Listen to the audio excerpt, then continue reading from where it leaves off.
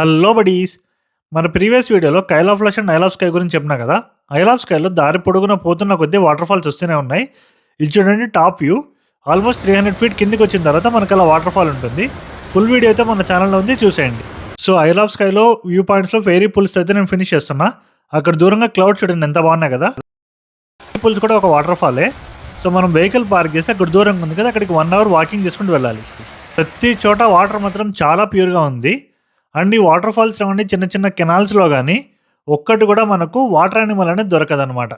So నేను చెప్పినా కదా వాటర్ ఎట్లా తాగుతుంటామని. సో ఇలా తాగుతూ ఉన్నాం కంప్లీట్గా ట్రిప్ అంతా. ఓపకేమో ప్రాపర్ ఫుడ్ అది దొరకదు, కానీ మంచి కంటెంట్ చూపించాలని చెప్పనని ట్రావెల్ చేస్తూనే ఉన్నాం.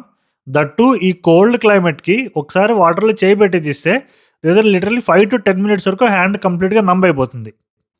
సో దీన్ని కూడా ఫుల్ వీడియో వచ్చేసి మన ఛానల్లో ఉంది. నెక్స్ట్ డే వచ్చేసి నేను యాపిల్ క్రాస్ అని వెళ్ళిన, literally 2000 feet above the sea level.